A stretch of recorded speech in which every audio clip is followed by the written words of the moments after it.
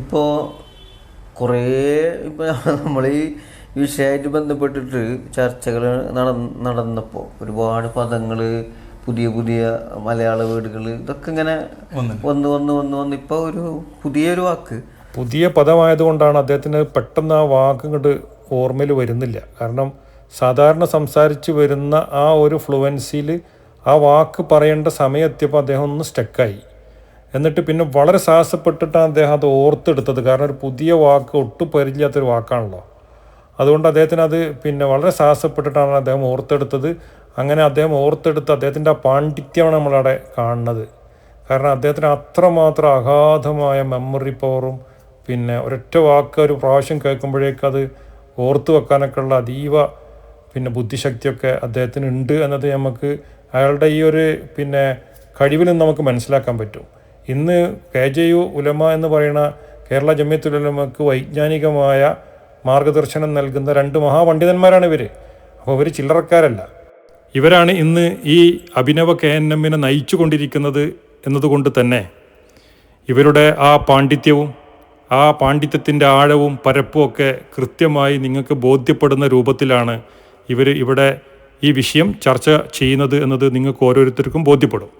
അതുകൊണ്ട് ഇവരിവിടെ പറയുന്നത് നമ്മളാരും ഇന്ന് വരെ കേൾക്കാത്ത പുതിയ പുതിയ പദങ്ങൾ, ഈ ചർച്ച വന്നപ്പോൾ പുതിയ പുതിയ പദങ്ങൾ വന്നുകൊണ്ടിരിക്കുന്നു.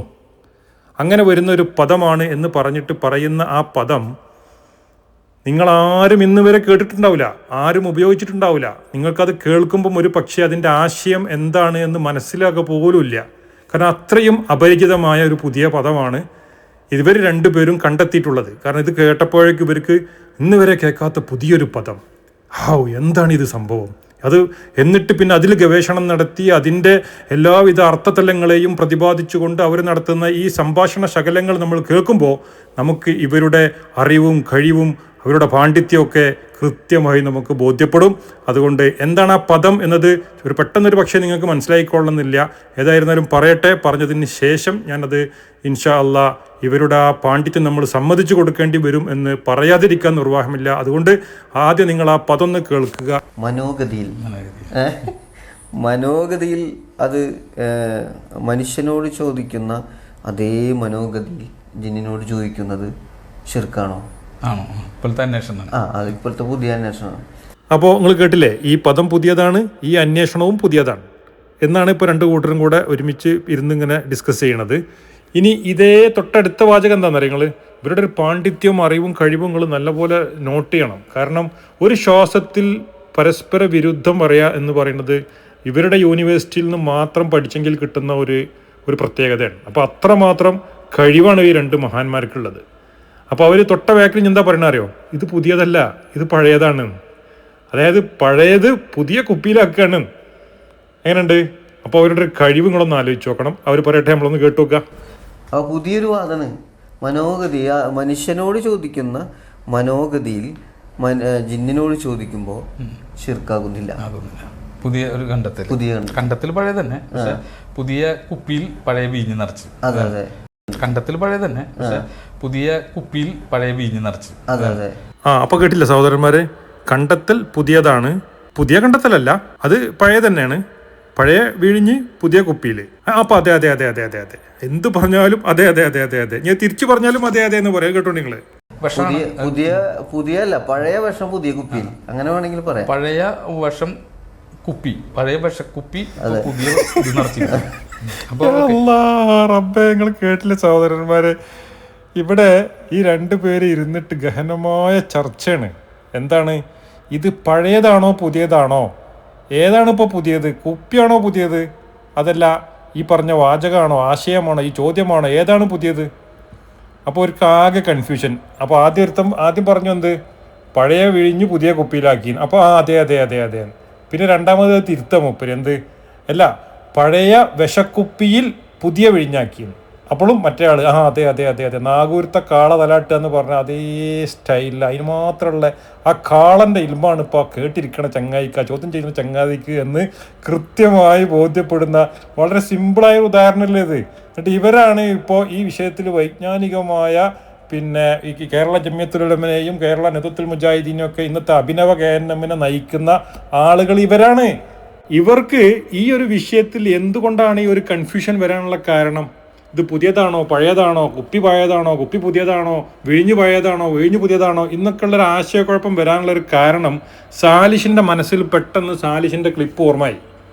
ഇത് പടച്ചോനെ വരുമല്ലോ എന്ന ആ ആശങ്കയിലാണ് പുള്ളി ആകെ കൺഫ്യൂഷനായി പോയത്. അതുകൊണ്ട് നമുക്ക് ആ കൺഫ്യൂഷൻ തീർക്കാൻ വേണ്ടി സാലിഷിൻ്റെ ആ പഴയ കാലത്തെ ക്ലിപ്പ് ഒന്ന് കൊണ്ടുവരിക. അപ്പം നമുക്കിത് മനസ്സിലാവും ഇത് പുതിയതാണോ പഴയതാണോ. ചോദ്യം എന്താണ്? കരയിൽ പുഴയിൽ വീണ് മുങ്ങിച്ചാവുന്നൊരു മനുഷ്യൻ കരയിലേക്ക് നോക്കിയപ്പോൾ ഒരു ജിന്ന് നിൽക്കുന്നു. അവൻ കണ്ടു. അതിനോട് ചോദിക്കുക ചെറുക്കാണ്, ചെറുപ്പമല്ല ഹറാമല്ല ജായിസാണ്. എന്താ സംശയം? നമ്മള് സുലൈമാനെ ചോദിച്ചാൽ കേട്ടാവില്ല. പുഴയിൽ മുങ്ങി മരിക്കുന്ന ആള് കരയിലേക്ക് നോക്കിയപ്പോ കരയിൽ ആര് നിൽക്കുന്നതാ കണ്ടത്? ജിന്ന് നിൽക്കുന്നത് കണ്ടൂന്ന്. ആരാ പറയണത്? സാലിഷാണ് പറയണത്. എന്നിട്ട് മുങ്ങി മരിക്കണ വ്യക്തി ആ കരയിലുള്ള ജിന്നിനോട് സഹായം ചോദിച്ചാൽ അതെന്താവുന്നില്ല, ഷിർക്കാവൂല, ഹറാമാവൂല, ജായിസാണ്. അപ്പോൾ ചോദിക്കുന്നുണ്ട് ഒരു വ്യക്തി, അങ്ങനെ ജിന്നുകൾ നമ്മൾ കാണോ? അതൊന്നും ഇങ്ങോട്ട് ചോദിക്കണ്ടെന്നാ പറഞ്ഞതിൻ്റെ ഇടയിൽ. എന്നിട്ട് തെളിവെന്താ മൂപ്പര് കൊടുക്കുന്നത്? അനുവദനീയമാണ് എന്ന് സമർത്ഥിക്കാൻ സുലൈമാൻ നബിക്ക് അള്ളാഹു ജിന്നുകളെ കീഴ്പ്പെടുത്തി അനുവദിച്ചതുപോലെ നമുക്ക് അനുവദിച്ച് തന്നിട്ടില്ല. അത് അറിഞ്ഞിട്ടും ഇയാൾ എന്താ ചെയ്യണത്? അനുവദനീയമാണെന്നുള്ള വിധിയാണ് കൊടുക്കുന്നത്. അള്ളാഹുവിൽ പങ്കു ചേർക്കലാകുന്ന ഒരു കാര്യം മുഅ്ജിസത്തായിക്കൊണ്ട് ഒരു പ്രവാചകനും അള്ളാഹു അനുവദിച്ചു കൊടുക്കുകയില്ല. അതുകൊണ്ട് തന്നെ ജിന്നുകളുടെ കഴിവിൽപ്പെട്ട കാര്യം ചോദിക്കുന്നത് അള്ളാഹുവിൽ പങ്കു ചേർക്കലാകുമായിരുന്നുവെങ്കിൽ അള്ളാഹു ജിന്നുകളെ കീഴ്പ്പെടുത്തി കൊടുക്കൂല. അവിടെ അള്ളാഹുവിന് മാത്രം പ്രത്യേകമായ ഒന്നും വകവെച്ച് കൊടുക്കൽ വരാത്തത് കൊണ്ടാണ്, അത് അള്ളാഹുവിൽ പങ്കു ചേർക്കുന്ന വിഷയവുമല്ലാത്തത് കൊണ്ടാണ് ഈ ജിന്നുകളെ സുലൈമാൻ നബിക്ക് കീഴ്പ്പെടുത്തി കൊടുത്തത്. ശരിക്ക് പഠിച്ചോ, മനസ്സിലാക്കിക്കോ. അപ്പോൾ ഇവിടെ നമുക്ക് ജിന്നുകളെ സുലൈമാൻ നബിക്ക് കീഴ്പ്പെടുത്തി കൊടുത്തതുപോലെ നമുക്ക് ഉപയോഗിക്കാൻ നിർവാഹമില്ല. അവരെ കീഴ്പ്പെടുത്തി തന്നിട്ടില്ല. നമുക്ക് കാണാനോ മനസ്സിലാക്കാനോ ഉപയോഗിക്കാനോ തക്ക രൂപത്തിൽ ജിന്നുകൾ നമുക്ക് കീഴ്പ്പെട്ടവരല്ല. അതുകൊണ്ട് നമുക്ക് അവരോട് യാതൊരു നിലക്കും ബന്ധപ്പെടാനുള്ള അനുവാദം ഇല്ല. നേരെ മറിച്ച് ഇവിടെ അള്ളാഹുവിന് ചേരാത്തൊരു കാര്യം അള്ളാഹുവിലേക്ക് ചേർത്തി പറയാൻ പറ്റൂല.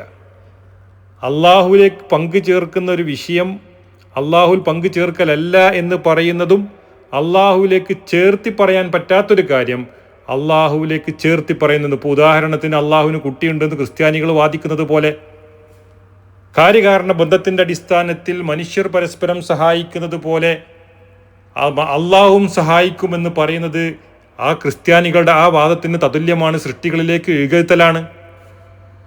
അതുകൊണ്ട് അള്ളാഹുവിന് ചേരാത്തൊരു കാര്യം അള്ളാഹുവിലേക്ക് ചേർത്തി പറയാൻ പറ്റൂല.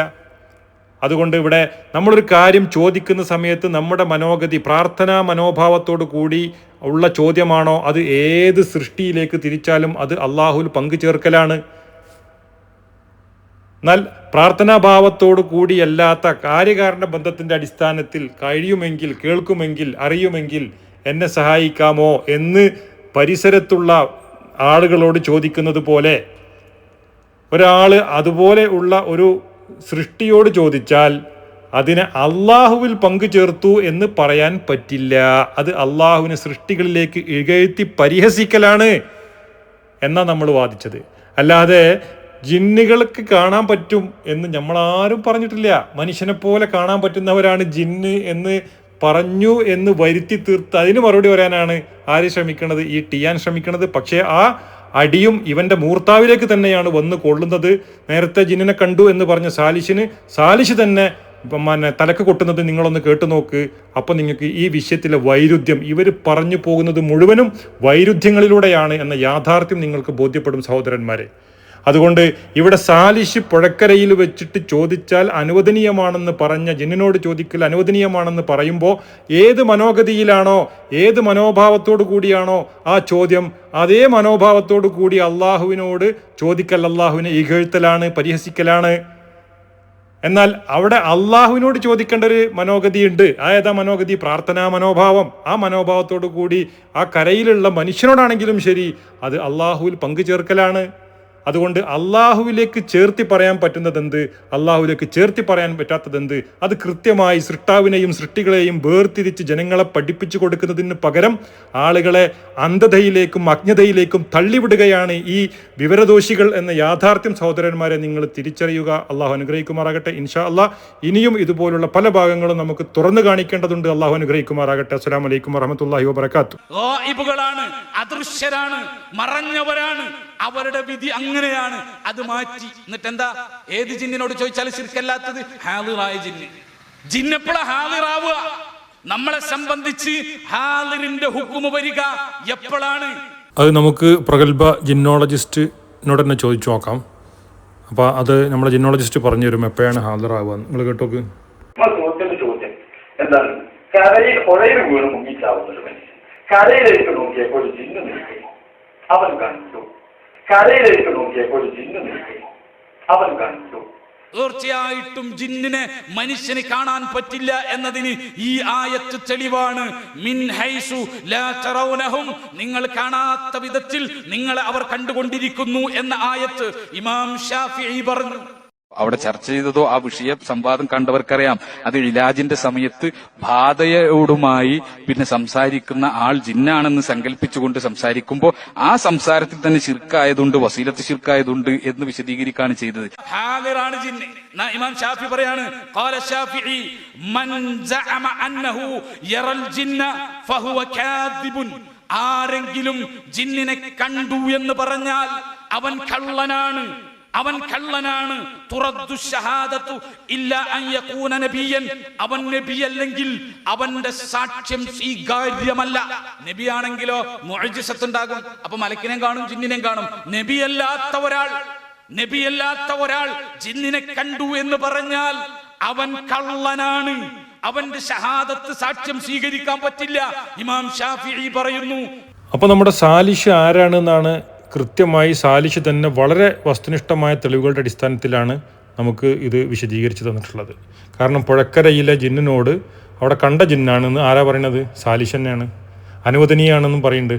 അപ്പോൾ അത് ഏത് മനോഗതിയിലാണ് ആ ചോദ്യം? അള്ളാഹിനോട് ചോദിക്കുമ്പോഴുള്ള അതേ മനോഗതിയാണോ? അതല്ല മനുഷ്യരോട് ചോദിക്കുമ്പോഴുള്ള മനോഗതിയാണോ? കണ്ടു എന്ന് പറഞ്ഞാൽ കള്ളനായി എന്നും പറയുന്നുണ്ട്. കണ്ടു എന്ന് തന്നെ ഇയാൾ തന്നെ പറയാം. ഇനി ഹാലറാണെങ്കിൽ ഗായിബിൻ്റെ വിധിയാണ്. അപ്പോൾ ബാധയോട് സംസാരിക്കുമ്പോഴും എന്താണ് വിധി? ശിർക്കല്ലാത്തവരെണ്ണം ഉണ്ടാകാൻ പാടില്ല. ജിന്ന് മനുഷ്യനെ സംബന്ധിച്ച് എന്താണ്?